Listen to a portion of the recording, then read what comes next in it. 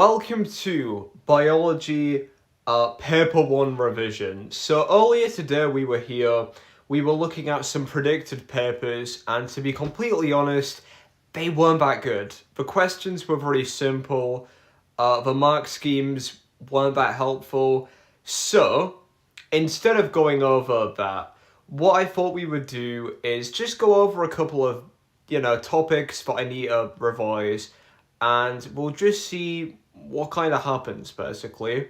So yesterday we went over digestion and absorption, which is a topic I really needed to go over. Now, I think we should take it right back to the beginning, look at biological molecules. Now, obviously, I could go through the whole generic thing of carbohydrates, lipids, proteins. I don't think we need to go over that. I really don't think we do. I think that's really generic. So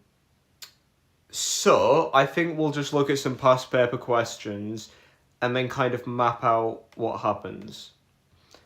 So we'll start off with every question on monomers and polymers.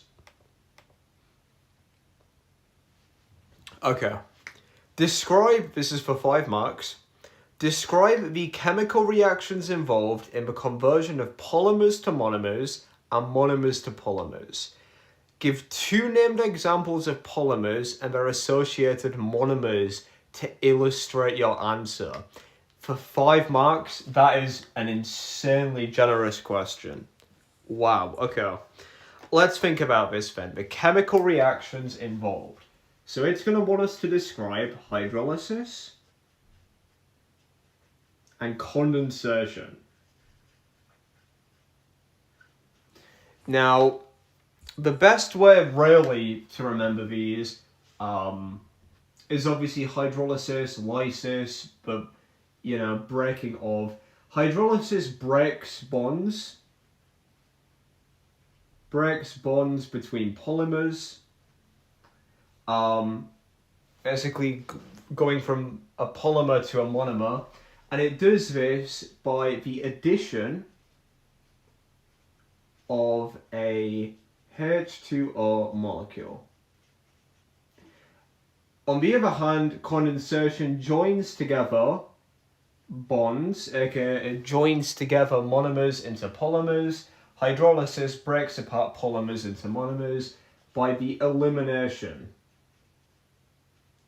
of a H2O molecule. Now it said give some examples. Give 2 named examples of polymers.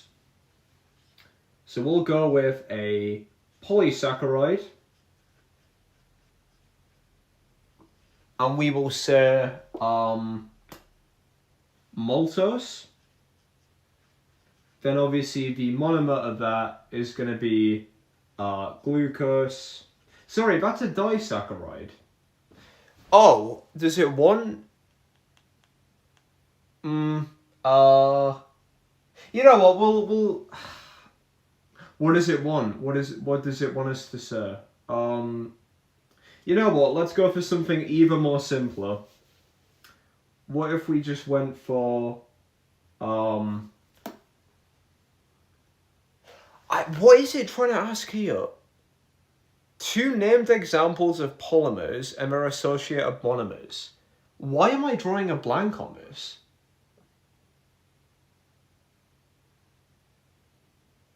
Named examples. So I obviously can't just say polysaccharide.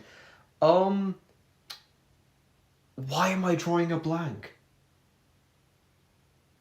Why am I actually drawing a blank? This is crazy. Could we give the example of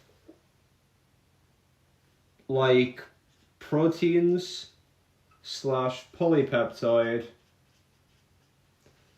and their monomer is amino acids? Then we say something like triglycerides, and their monomer is fatty acids and glycerol. I'm going to check the mark scheme here. I don't know what it wants. Right. A condensation reaction joins monomers together and forms a chemical bond and releases water. All of that just for a mark is crazy, by the way. But we said condensation joins bonds together via the elimination of a H2O molecule. And while I didn't write it down, I did explain that that would, join together monomers. So 1 mark there. Hydrolysis is used to break a chemical bond between monomers and uses water. I think that would be a mark as well.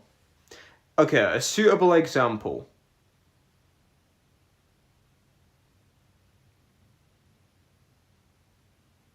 Okay, I was in the right-ish track, but this would honestly, I was pulling at straws writing that one. That would be right.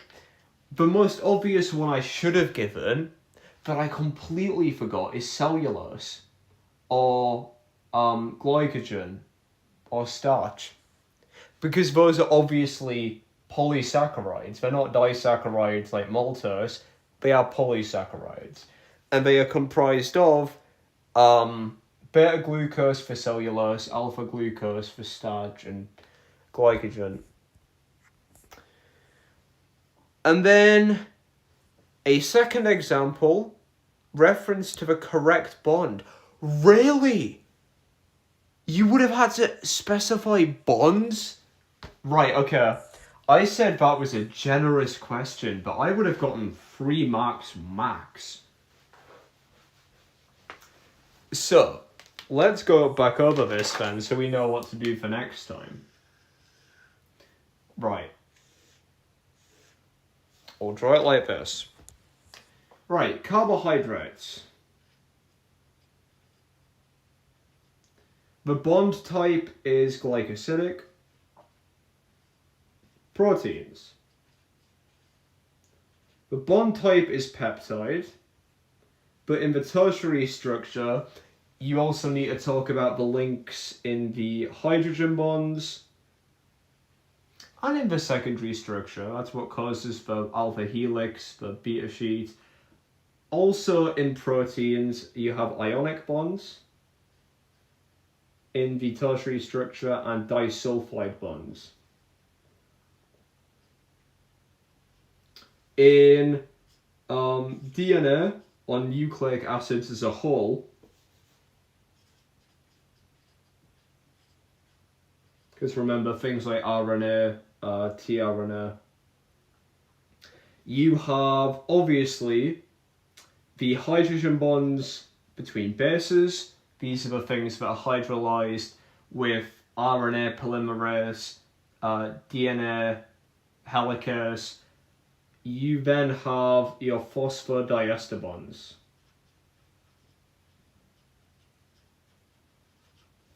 So, some examples of polymers and their monomers. It would allow you to say amino acid and polypeptide.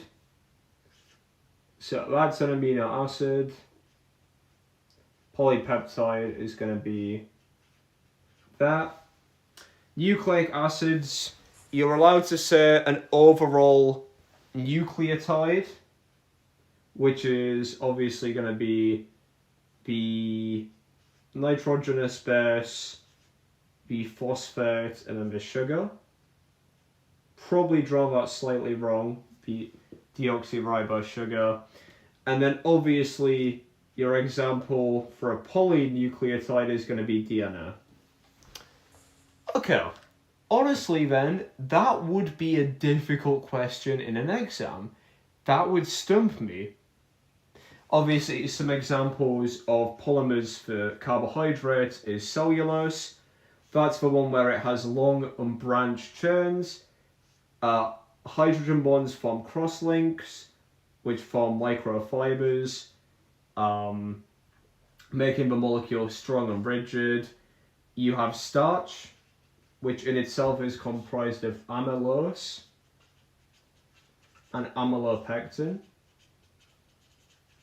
Now I believe amylose is the one that loops, long coils. Amylopectin is the one that is branched. And then also we have glycogen, which is a storage molecule in mammals for energy. This is a storage molecule in plants. This is comprised of alpha and beta glucose. Glycogen is highly branched. Increased surface area means faster action of hydrolysis. Just want to quickly compare which one is which. Amylose is linear. Amylopectin is highly branched. So amylose, yep, I got it right. Amylose is loops. I remember that because amylose has an L in. Amylose, like loops. I don't know. I just made that up, to be honest. I just remember it. Okay. So, that was a somewhat difficult question, to be completely honest. I probably would have gotten that right a year ago, but not now, which is surprising. Because that was the easiest 5 marks ever. If that came up in an exam, I'd be so happy. What is a monomer? A monomer is a small repeating subunit that... Would you need to specify its involvement in polymers? A small repeating subunit that can join together to form polymers. Small repeating unit, molecule from which larger molecules / polymers are made. Cool. Okay. So, we'll move on to carbohydrates. We'll only really look at the extended response questions, because those are the ones where every time I answer them, I'm going to say something different.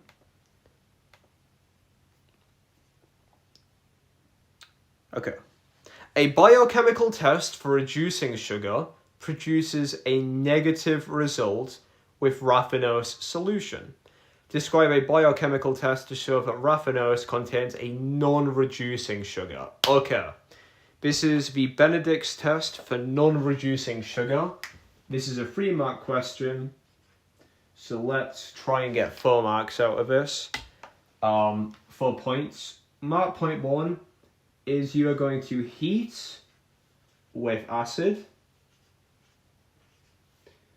Mark point 2 is neutralize the solution. Mark point 3 is going to be add Benedict's solution. Reagents would be a better word. Final point is if it goes brick red, obviously that is going to be a positive result. Some extra ways to just make sure you get those marks is you could say hydrolyze, heat with acid, and hydrolyze with acid. Neutralize the solution by adding an alkali.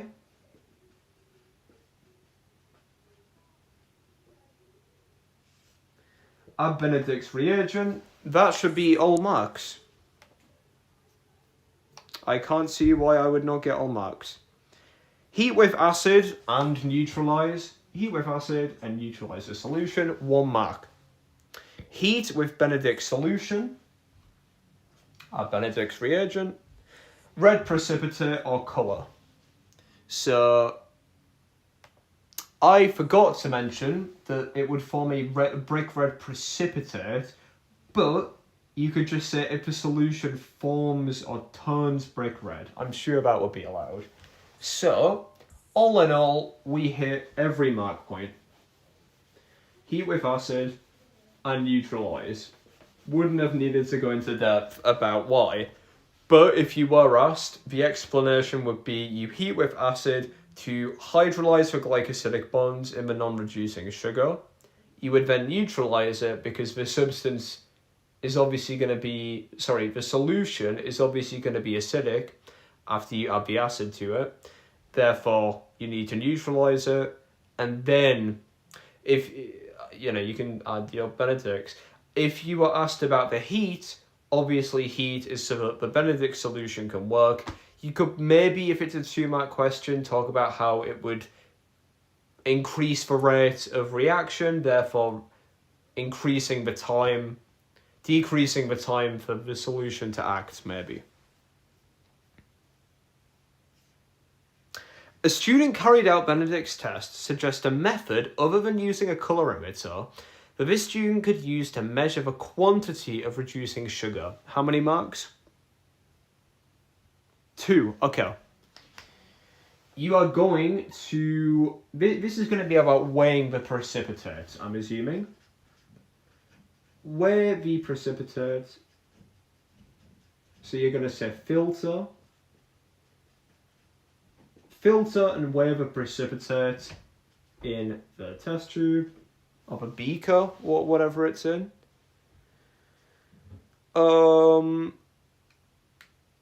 Yeah, it says a precipitate is a solid matter. Weigh the precipitate, I guess you could specify using a balance. So filter to remove precipitate. Weigh the precipitate using a balance, I guess. And then how would you get another mark out of this? I guess you could literally just state the obvious to identify mass of... What's it trying to figure out? A quantity. To identify the quantity of reducing sugar. That makes sense, sir. I mean, if we were given a beaker, you know, with our solution in, and there's this precipitate, yeah, you would obviously use a filter funnel to extract this precipitate, then you would weigh it on a balance to identify the quantity. I think that makes the most sense. Let's see what the mark scheme says. Filter and dry. Find mass / weight. Okay. Oh my god, no, I didn't mention it, but I would have mentioned that. No. I sound like such a cub when I say, oh, I would have said that in an exam. No, I literally had it in my head. Filter to remove a precipitate, dry, and then weigh. I would have put that in an exam. I swear to God, I would have. I would have put that because it's obvious. It's in a solution. You need to dry it. So filter and weigh. Find mass / weight. And obviously I went a bit overboard on a section that it didn't want me to talk about.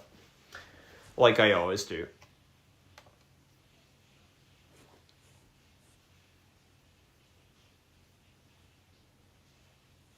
Using a colorimeter in this investigation would improve the repeatability. What's this investigation?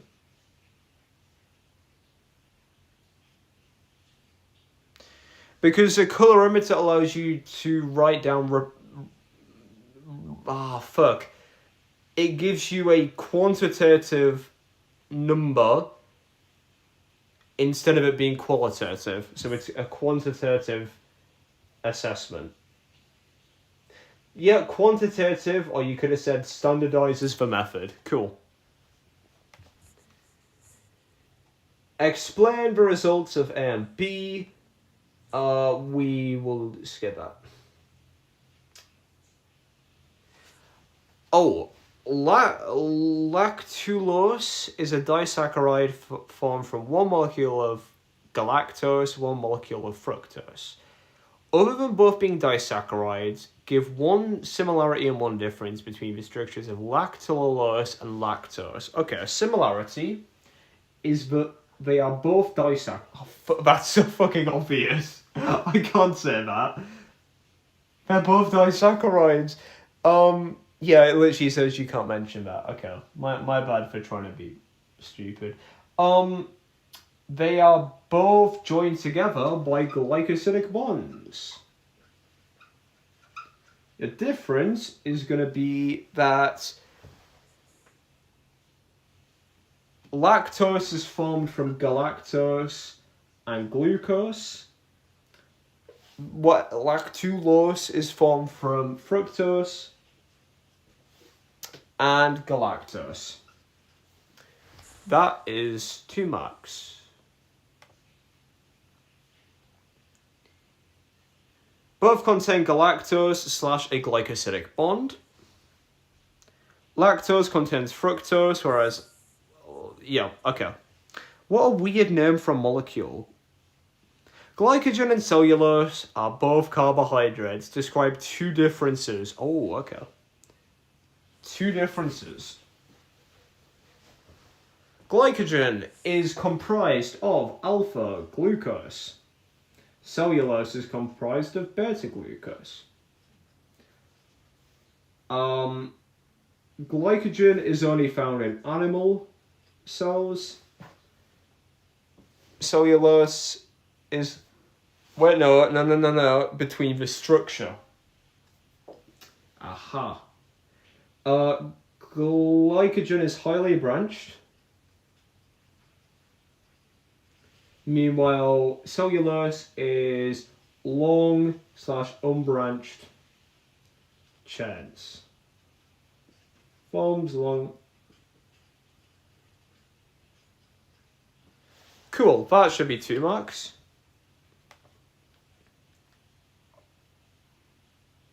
Cellulose is made of beta glucose and glycogen is made of alpha glucose. Yep.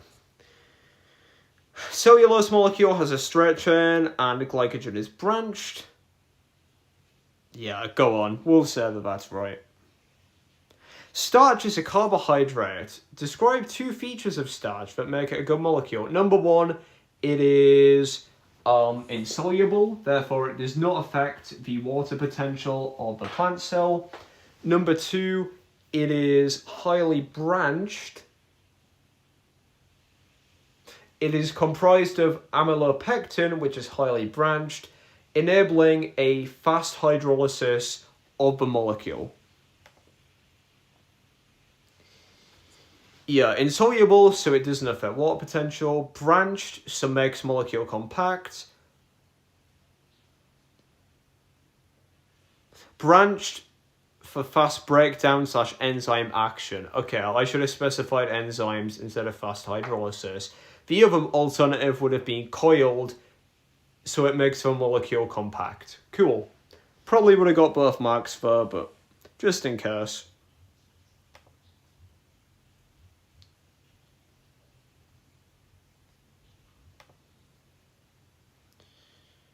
Describe a structure of glycogen for 2 marks.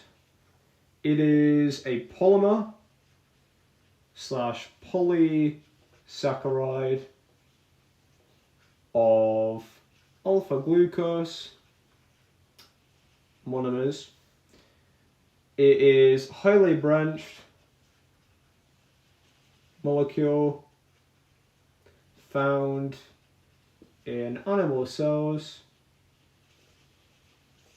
It being highly branched increases surface area for faster enzyme action. I know it wasn't asking for all of that, but I just put everything I could in that.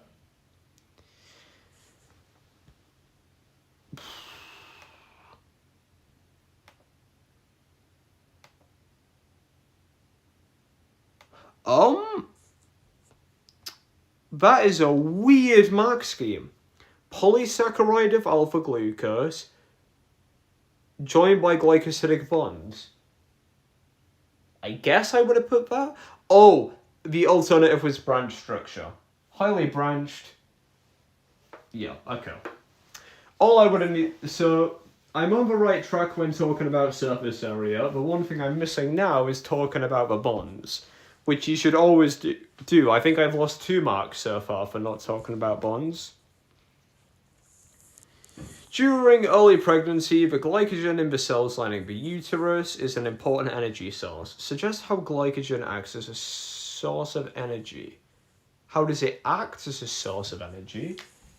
Because it's comprised of alpha glucose, therefore it can be hydrolyzed.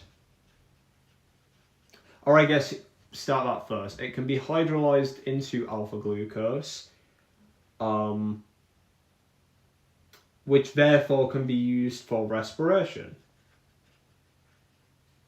Or I guess it acts as a respiratory substrate.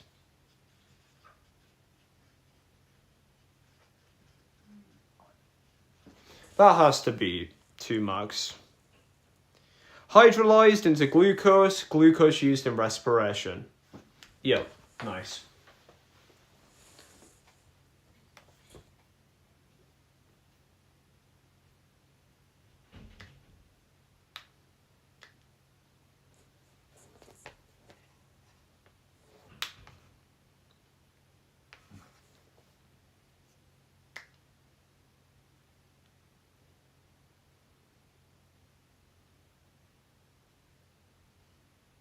Explain how cellulose molecules are adapted for their function in plant cells. Okay.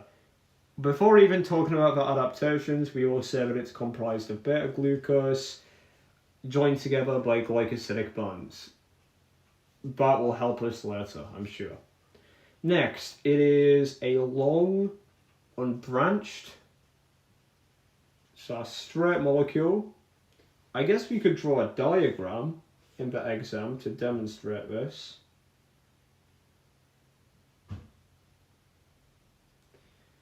Hydrogen bonds form crosslinks, which form strong microfibers. Therefore, it acts as a support or a structural molecule, providing support/structural support for the cell wall. Let's have a look at how close we were there. Long straight chains become linked together by many hydrogen bonds to form fibers to provide strength. I didn't specify strength. I did say strong microfibers. Would have just needed to take that word out and pop it there. And actually this was unnecessary. So again, that goes to show you how these mark schemes can change all the time. Sometimes stating the obvious won't get you a mark, sometimes it will. And I find it is often better to state the obvious, even if it makes you sound stupid. Like, you know, those questions where it asks you to evaluate a graph. I'll always talk about the correlation, always talk about if they've done a statistical test. Even if the mark scheme doesn't care about it, there might be a chance it will. So it's always better to state the obvious in the biology exams because they can be incredibly picky. Let's go on to inorganic ions. Write an essay. Oh, it's just the essay question.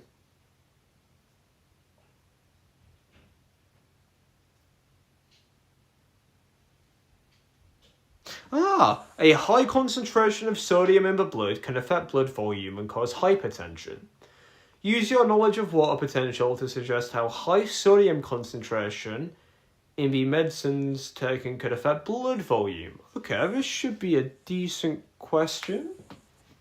Bloodstream. A lot of Na+ ions. So we'll say an increase in Na+ ions in bloodstream. That is going to make the water potential. It'll lower the water potential. Lower water potential slash. Yeah, it would lower the water potential. Therefore, water is going to move from the cells into the bloodstream via osmosis,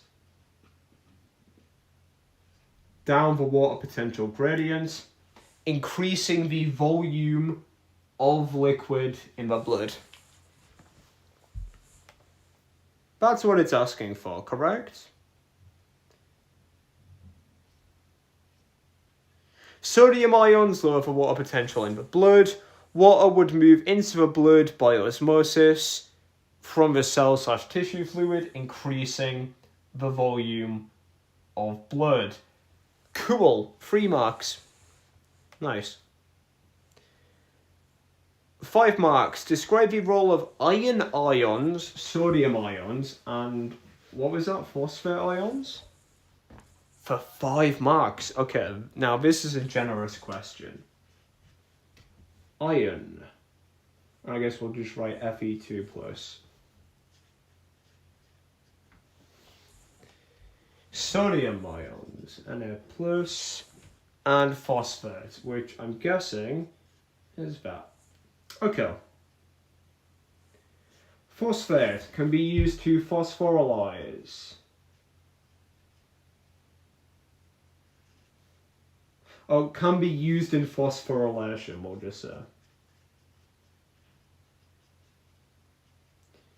Can be used in phosphorylation.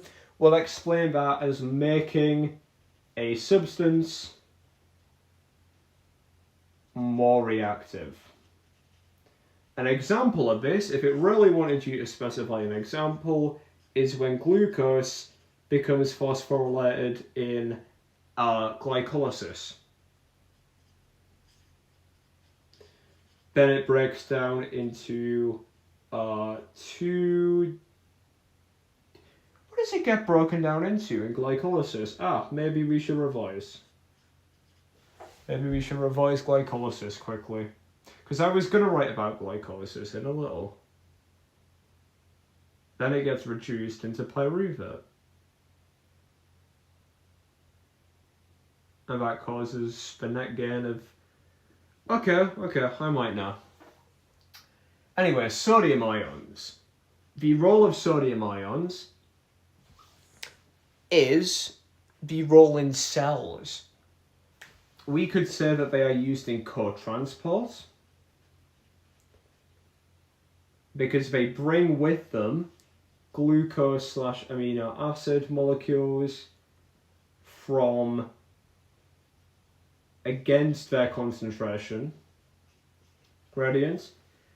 Iron ions form they have a core component of hemoglobin. They allow oxygen molecules to bind with them, which is important for delivering O2 to respiring cells. Let's have a look at what the mark scheme says here. Okay. 1. Iron ions. Hemoglobin binds/associates with oxygen. I went a bit overboard then. I said that it binds to oxygen. Well, Mark also said that. Next, sodium ions. Co-transport of glucose/amino acids. Because sodium is moved out via the NAK pump, creates a sodium concentration, affects water potential.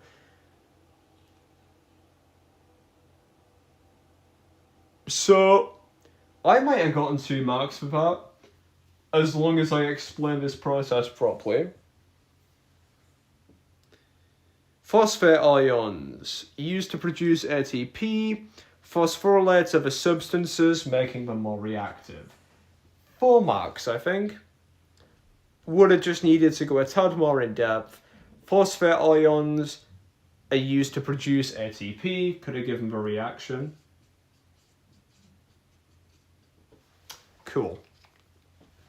Right, one thing I want to do before I go is I want to answer an essay question. Well, plan an essay question for tomorrow.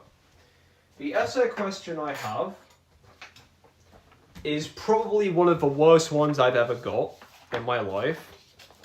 It says, write an essay on how energy is transferred within and between organisms. So, I would go firstly, I would talk about photosynthesis.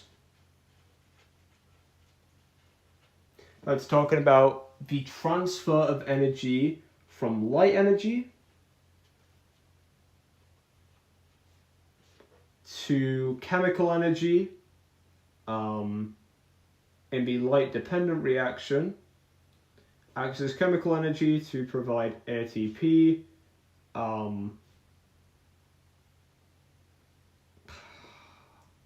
What would we say? The end products of photosynthesis is ATP, NADPH, reduced NADP, and CO2, which are used in the light-independent reaction to form glucose, which is then acts as a respiratory substrate.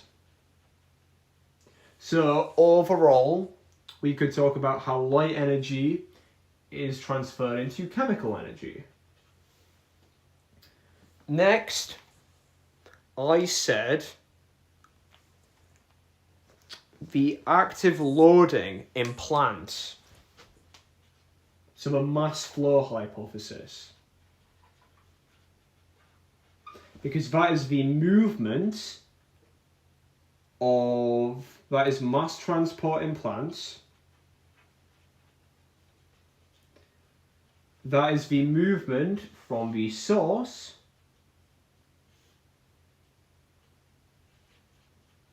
into the sink, which are usually roots or things like fruits.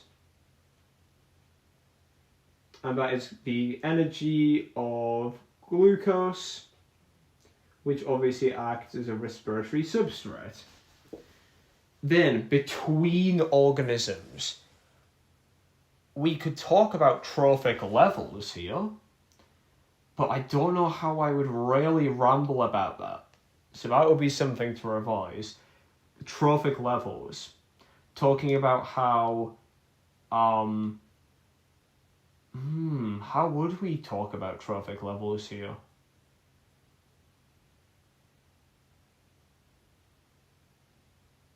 How would we talk about trophic levels in an essay?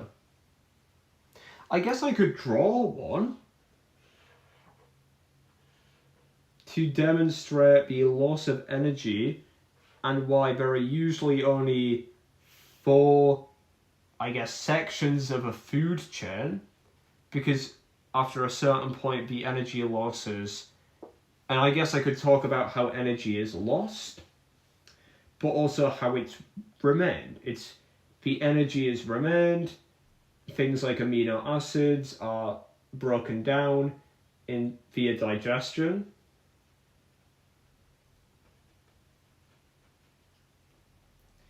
Amino acids are broken down, well, proteins are broken down into amino acids. Carbohydrates are broken down into glucose, which then acts as a respiratory substrate. Obviously, I would name the enzymes. So that would be things like amylase, breaks down starch. So we could give an example of a primary consumer eating a producer. Then finally, between organisms, what else could we really talk about there?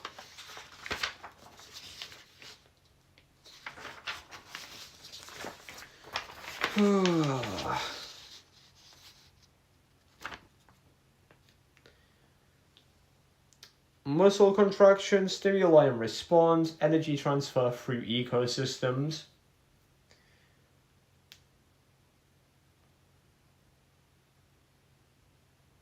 See, I feel like we've mentioned too much here. I will write it how I want, but I'll see what my teacher thinks. Because realistically, this is a lot. Talking about how energy is lost through trophic levels, explaining that, and then saying how energy is retained through trophic levels, energy is transferred.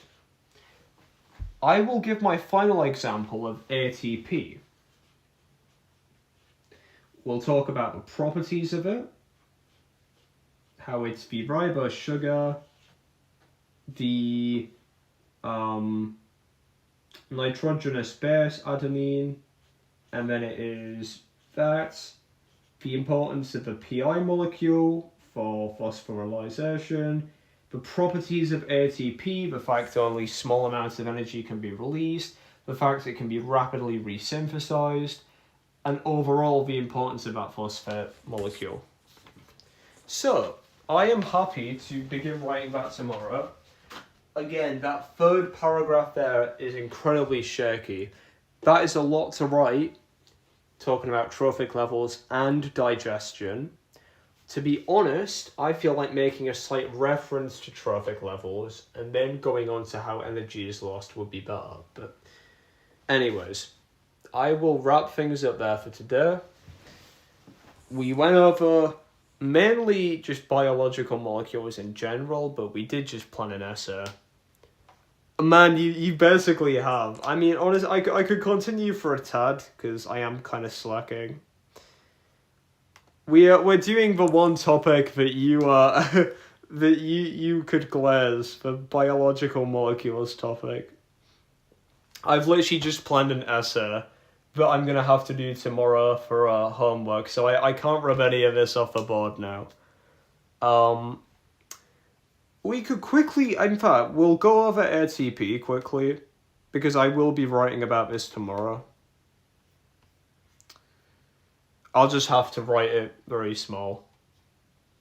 Macronutrient. Describe how an ATP molecule... Oh, this is the easy question that everyone gets wrong. Describe how ATP is formed from its component molecules. This is a 4-mark question. This is one of the nicest 4 marks you could ever get in biology. 4 marks for saying, firstly, it's a condensation reaction. You would then list the components. Right, okay. List the component molecules, which is ribose sugar, adenine base, and the 3 phosphate ions. I guess we could even just write that ADP plus PI into ATP. And I think that would be all 3 marks.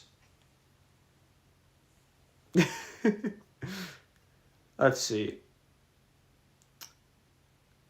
Oh, I missed the most obvious mark.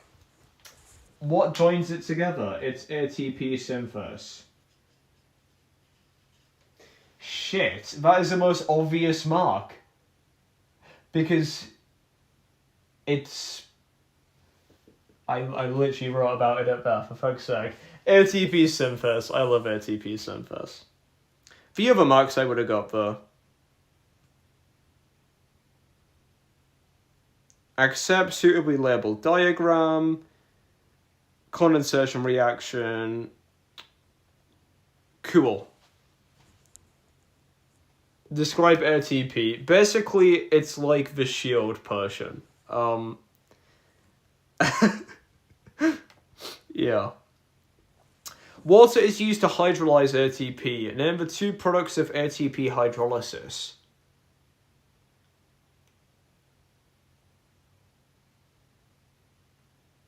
Am I being... Oh, it's ADP and PI. Why am I being fake? Adenosine diphosphate and inorganic phosphate, yeah. Okay, I'm not fake. Okay. Scientists investigate the treatment of a human bladder infection caused by bacteria. They investigated the use of a new antibiotic. The new antibiotic inhibits ATP synthase. Tick the appropriate equation which represents ATP synthase. So that is the elimination of a water molecule because it's condensation. So that is going to be ADP plus PI is ATP plus H2O. I think. Yes, okay. The new antibiotic is safe to use in humans because it does not inhibit ATP synthase. Suggest why human ATP synthase is not inhibited. This is this is a question that's asking you to talk about the tertiary structure. Suggest why human ATP synthase is not inhibited and bacterial synthase is. Yeah, that's a very obvious question where it's wanting you to talk about, oh, well, it's the difference in tertiary structure. and the antibiotic is complementary to the bacterial synthase, not human. Yeah, human ATP synthase has a different tertiary structure. Oh, and that was 1 mark. Okay. I over-explained. ATP is an energy source used in many cell processes. Give 2 ways ATP is a suitable source of energy for cells. Okay, this is the idea that it releases short... How would you word it? I always forget. Releases only a small amount of energy at a time, preventing like thermal death of the cell. Second one is what are the properties of ATP? I'm literally having to write about this tomorrow. Suitable source of energy. I guess the obvious one to always refer to is the inorganic phosphate can be used to phosphorylize substances, making them more reactive. Yeah. Okay, Mark Scheme says, is ATP just carbs? ATP is the energy molecule, so it releases energy. I guess it links to carbohydrates because obviously carbohydrates are used in respiration to produce ATP. So it's not a carbohydrate. It's I don't know whether it would be structurally similar. I mean, it has a ribose sugar, but it's a bit of an odd molecule, but yeah, it's a product of respiration. So you could argue carbohydrates are like what leads to the production of ATP. Yeah, releases relatively small amount of energy, and that would be a mark. Okay, cool. Phosphorylates other compounds, making them more reactive. Right, the mark points we need to remember. Energy is readily available. That's a good mark point. Is rapidly resynthesized, we already know that. Is not lost from, does not leave cells. Okay. So, when I'm writing the essay tomorrow, I think we'll be confident in all of this. Photosynthesis, I could write a whole page on photosynthesis. I don't know how I'm going to be able to compress that into like half a page. Because it's a lot. Is it a way to store energy without... It's more of what energy is overall. Like, the way you would store energy would be things like starch, glycogen. It's kind of like the molecule that... It is difficult to explain that now you square it like this, but it is energy, basically. It's chemical energy. When these are phosphate ions, when they are broken, they release a lot of energy, which can then be used for other things. So it is basically the end point. Things like starch and glycogen are the storage molecules of carbohydrates. Carbohydrates can then be converted into ATP. So it's a bit of a convoluted process to get ATP. And the only way that ATP can be produced is by combining ADP with a phosphate ion, and then you get ATP. Oh, this is a good pen. Why have I not been using this one? Huh. Is there any other questions? Let's have a look. Describe how ATP is resynthesized in cells. Basically, yeah. Describe how ATP is resynthesized. So this is literally saying, you could probably write that equation in an exam and get a mark for that. Describe how ATP is resynthesized. I would just write this, and then I would say via ATP synthase enzyme, which you would have to then say is a condensation reaction. Yep. That is literally 2 marks. Okay, nice. Give 2 ways in which the hydrolysis of ATP is used in cells. Oh shit, what does it want here? Hold on. Hydrolysis of ATP releases the energy. Is it wanting examples? Man, you should have. I fucking love biology. The only thing that annoys me is the mark schemes are so picky. Like, what does it want here? Does it want examples, or is it wanting me to talk about energy is released, PI is released? Yeah, okay, it was. To provide energy for other reactions, to add phosphate to other substances. Yeah, okay. Nice. So yeah, that is basically it overall. When ATP is hydrolyzed, aka broken down, obviously it releases energy. That's the sole purpose of it, really. That energy can then be used for other reactions. The thing is, with biology, and it's what the essay questions really pick your head at, is trying to come up with examples on the spot. Like, I know the energy in ATP is essential for hundreds of processes that we learn about. I probably couldn't name 4 right now, but you would have to for the essay question. Like, oh my god, muscle contraction, ATP is used for the... Oh, what the fuck do you even call it? It causes the detachment of the myosin head, causing the actin filament to slide along. I couldn't think of any more examples of where ATP is used. Oh, active transport. But that would be a bit of a vague one to put in an essay. Guess you could give a specific example, like the mass flow hypothesis. Yeah, that is a rough thing. That's a thing that stumps me a lot, is the essay questions will ask you to describe the importance of something in biology, and it's difficult to come up with importances on the spot. Bro, I all my homies love active transport. It does get a little bit more complex. Mainly it's just they enable...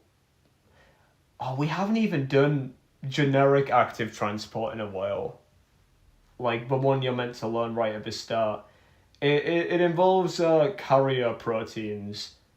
ATP binds with it. Or the phosphate ion binds with it, and then that causes a shift in the structure. Like, okay, there's this one person on YouTube that does like predictions for biology A level. She said this year there might be an essay question on water and the importance of water.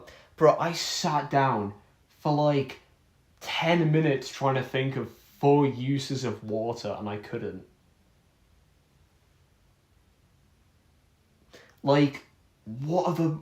What... Like, it's insane. I literally have to visualize the spec in my head just to think of it. The importance of water... Obviously, one you would definitely talk about is its property of high specific heat capacity. And then you could link back to enzymes, denaturing. That would be an easy paragraph.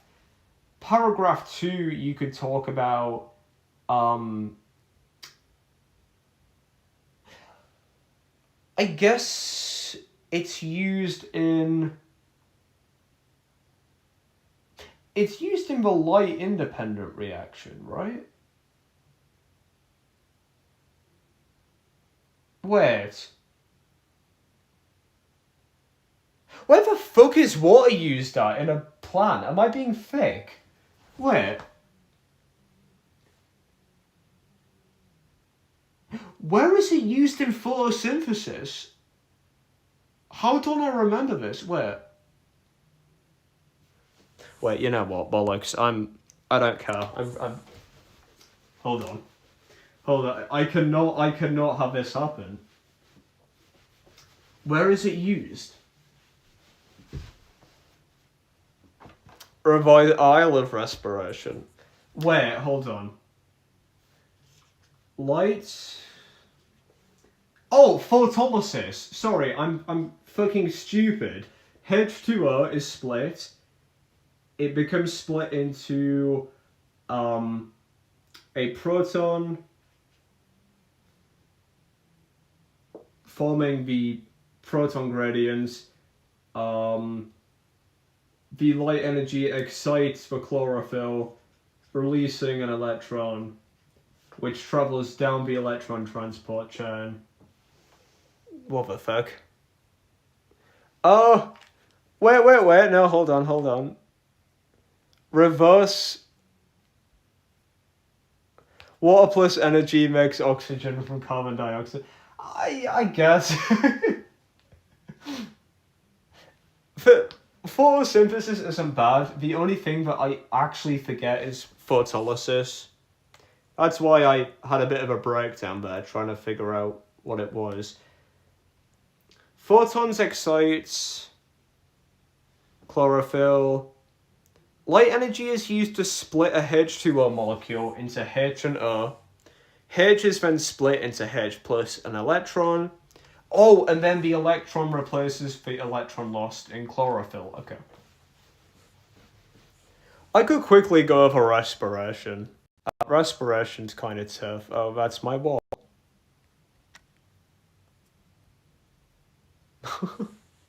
I could quickly go over respiration. I haven't revised that in like 4 weeks, so I might be rusty. Let's see. Glycolysis is in the cytoplasm. That is where you get your glucose, which is a 6-carbon compound. First step is ATP goes into ADP plus PI. This makes glucose more reactive, so you call that phosphorylated glucose. This is called the investment stage, because you're actually using ATP here instead of making it. Then the 6-carbon compound phosphorylated glucose breaks down because it's more reactive now. That's an important step. Into 2 3-carbon compounds, but I don't know the name of. It might be GP.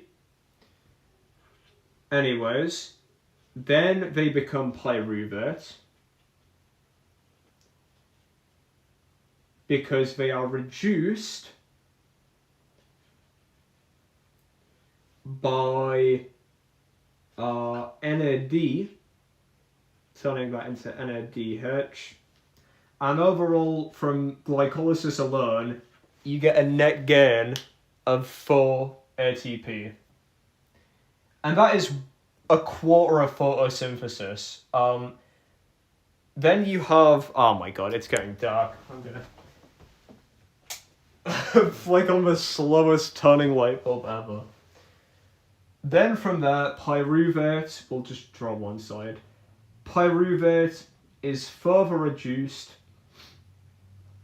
into... Is it reduced? Or is a carbon lost? Pyruvate is a 3-carbon compound. I forget how it becomes acetate, but it does. It then combines with coenzyme A to form acetyl coenzyme A. This is the link reaction, and this stage produces 2 NAD per each cycle. Right, I need to check something. Bro, that's a thing, man. It was... it was a lot simpler. Wait, yeah, I'm checking quickly to make sure I've done this right. Glucose is phosphorylated by ATP, converting, yep. Phosphorylated glucose. Oh, it's triose phosphate. I knew that. Triose phosphate. You can just say a 3-carbon compound there, I'm sure. Oxidation of 2-TP into pyruvate. Net gain of 2-ATP. Shit, did I say net gain of 4-ATP? I did. Decarboxylation. So yeah, it was the loss of carbon. Reduction of NAD. Okay. You know what? I have fumbled this.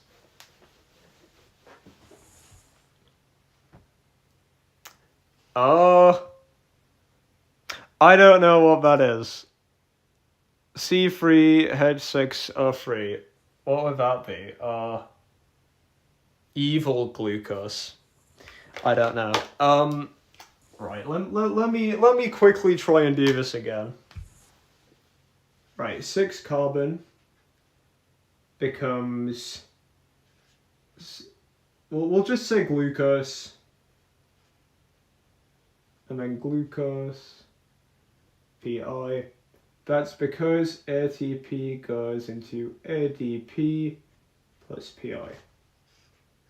From there, breaks into TP.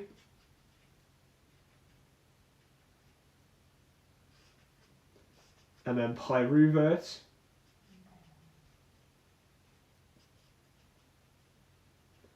The reduction of NAD to NADH.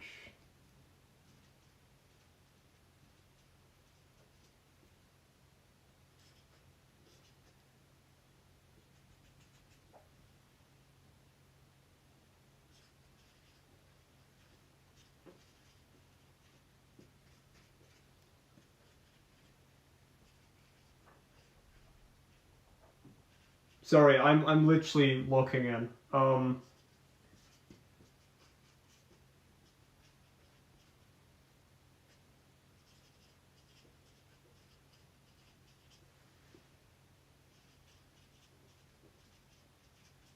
Okay, yeah, fuck you. I I know how respiration works. There's too many, man. All of this, but like you don't need to know this in an exam, by the way. You could literally get away with explaining glycolysis as, I mean, there's probably a couple of steps to it. It depends what question they ask you. If it's explain glycolysis, but overall, glycolysis is literally the net gain of 2-ATP. It leads to the gain of 2-NADH. The gimmick here, okay, is glycolysis is the first step in aerobic respiration, but it's also basically what anaerobic respiration is. Anaerobic respiration is basically just glycolysis, because it doesn't require any oxygen. Meanwhile, the main bit of aerobic respiration that produces the most ATP requires oxygen. So glycolysis is the starting point for both respirations, because it gives you a net gain of 2-ATP. It gives you NADH. It obviously gives you pyruvate, which can then go on in the link reaction, the Krebs cycle, and then finally oxidative phosphorylation, which is what produces the most ATP. NADH is used in oxidative phosphorylation because it's a coenzyme. It donates its hydrogen ion to it's the mitochondrial matrix. And when it does this, obviously I've explained it before, you then get your electrochemical gradients, travels down the channel protein, producing ATP. It all links together. to watching. I think it always says that I have one viewer. I know that these don't get any views. Although, actually, one of my most recent ones got like 100 views, and it made me scared, because I'm not qualified enough to explain things to 100 people. I like revising, don't get me wrong, but I am not a teacher. I'm not qualified to explain shit all to people. So please do not rely on these streams as an alternative to revision. Please. That's a lot of pressure. Anyways, my voice is going all raspy now, because I've just spent like an hour talking about biology. I will get that essay done tomorrow, and then tomorrow, man, I love Mr. Hooper. Tomorrow I'll be doing a history revision stream. We'll be going over Margaret Thatcher, because on Monday we have a Margaret Thatcher exam question, which is great. So yeah. Man, not long now until exams. When is your first exam? It's not long now. Education Reform Act. Man, I don't even think we do the Education Reform Act. We look at shit like the Butler Act, the Haddo Report, the Fisher Education Act, the whole thing of making schools comprehensive in like the 60s and 70s.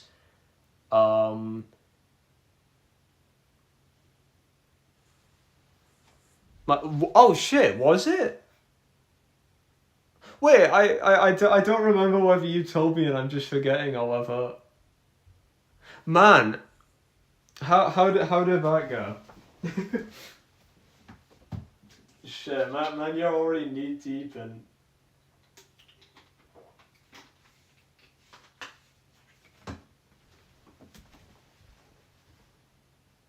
Oh, okay. How did that go? I can probably rub this off. I'll just write.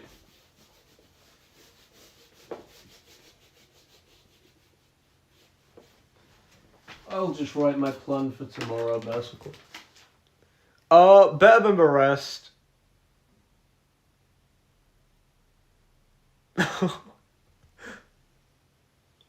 Man, food sounds like a stressful. So you literally, what did you have to do in that? Because I was gonna say that they seem stressful as fuck from what Luke Kelly was saying in year 11. I'm just gonna write. What day is it tomorrow? Sunday? History.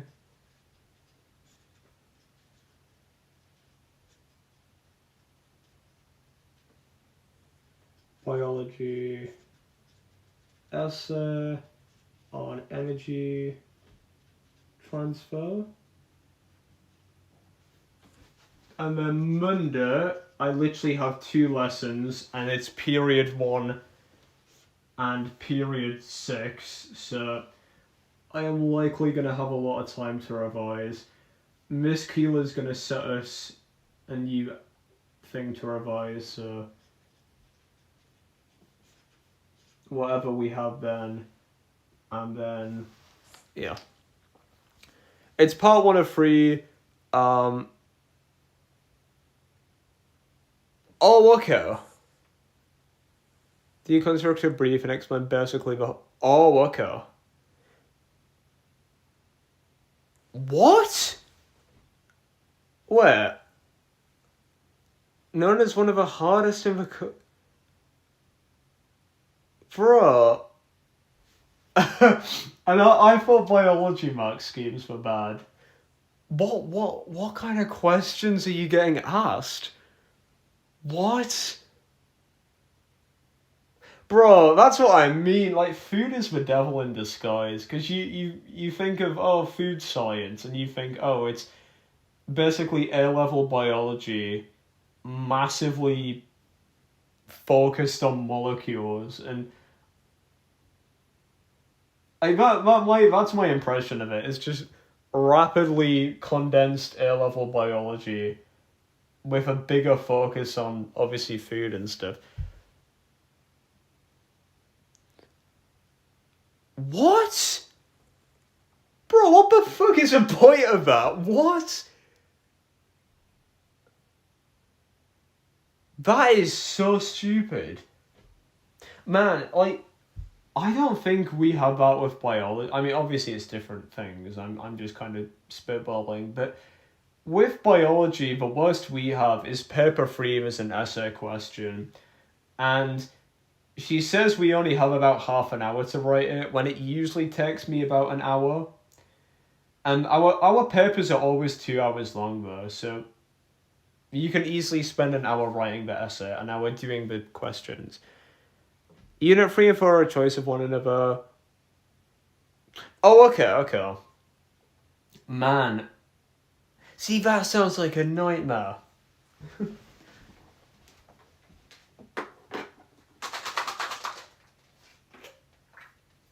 know if I've eaten one of these already today. Just have a pack of, like, multivitamin gummies. I know these don't do shit. Like, it's probably just some, like, cancer pill that I'm eating, but they taste nice, and I am eating like shit right now, so really, man, you should have done biology. That would have been fire. I might have eaten one of these today. Am I gonna die if I eat another multivitamin gummy? I hope.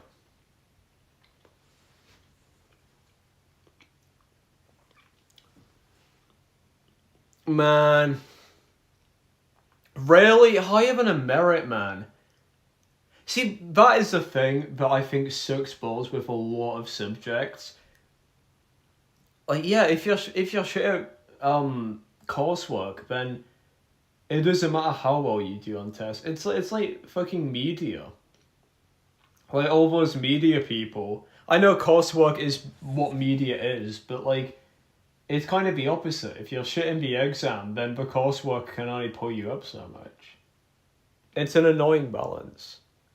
And that's why I had to resit my year 11 media, because I was 1 mark off in the exam, so it's not really though.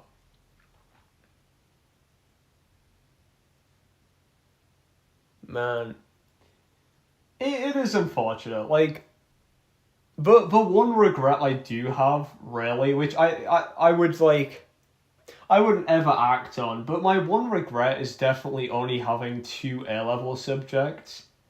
Obviously, core math was a breeze. Like, I didn't revise once for that, and I got an A.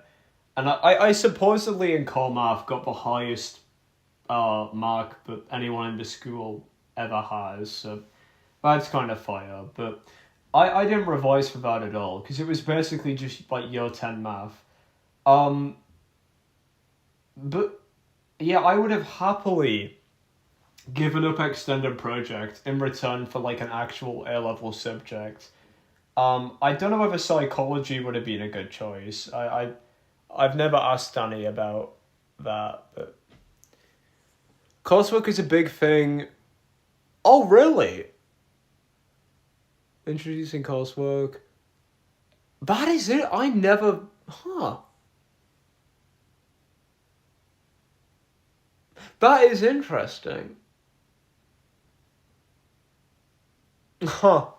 Yeah, I was getting like, I got a reel on that the other day. Like ranking the different, like, what would it be, like demographics in the UK. And it was like, oh, like white British are usually closer towards like the worst performing, um, you know. And the comments were, of course, very, very supportive. Um, yeah, man, it's annoying, man, because coursework does suck, and obviously for like in history, our coursework was massively like our coursework in history was only 20% of a grade. That was a breeze. The fact that people like fucking James are still on it, like a year and a half later, they should be fucking ashamed, because that coursework was the easiest thing. And it's fucking James, so he should be ashamed. But that's the thing, like, our coursework we got lucky with, but coursework like that, where it's so, you know, if I did shit in the coursework in history, I could still get the other 4/5 of my grade easy. I wouldn't, because history is horrible, but yeah. It's not particularly fair. So that's about, oh no, they ruined it for boys and more.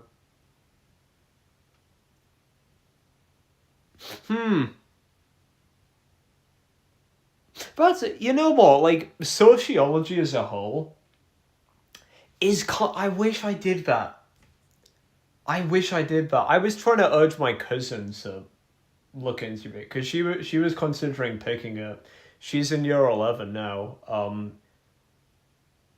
Yeah, I was like talking to her about it, because it sounds like one of those, it's like psychology. Like, psychology is interesting as fuck. I would love that, but I would probably suck balls at it, because it's coursework. Um, is sociology coursework as well? Because I know Mr. Shiro is being an op with you for that. Because it's interesting. Like, I remember we were walking to Durham. It was that one walk where it was just you and me walking from Spenny to Durham, and it was sick as hell. Like, hearing you talk a lot about like sociology and like, you know, the actual like significance of it. Like, it was interesting. Oh, okay. Yeah. Man, I don't know whether I would have picked it. Like, what I'm grateful I did, but I don't know how many others did, is I looked at the specs of all of the A levels before I picked them. And that's what influenced my choice a lot. Because I looked at media and I saw that it was like exams, a lot of coursework, making this, and I was like, no, like, that's way too much. Um, I looked at chemistry and I was like, shit, it's a lot of this and this, like. So I looked into the specs before I picked my A levels. I didn't look into sociology because it wasn't something I was interested in at the time. But if I saw that it was three big exams, I probably wouldn't have picked it. History, geography. That is interesting. That is like, yeah. It's annoying because it would be something I would genuinely be interested in, but because of how the exams are, I probably wouldn't, you know, be that interested in it. Yeah, yeah, okay. I'm trying to think what other subjects there were, but like, obviously psychology I wanted to do, um, but I don't know. I could have. Thing is, right at the start of this year, Miss Nicholson gave me the option of dropping extended projects and picking up an AS level in certain courses. I could have probably gotten an AS level in something like psychology or sociology, but I don't know, man. I don't know whether I could have been bothered to do even more exams. I only have 6 exams this year, and it sucks balls.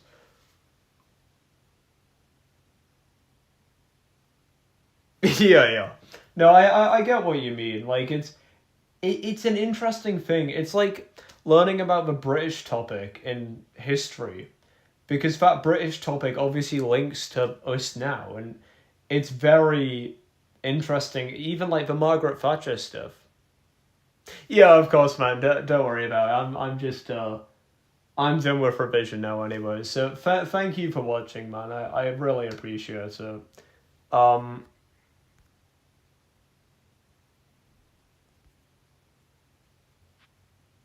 yeah, man, of course.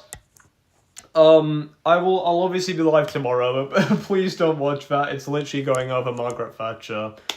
Do not waste your time. Take care, man, and have a great rest of your day. Um, yeah, I think that's probably about it for revision then. See you guys in a bit.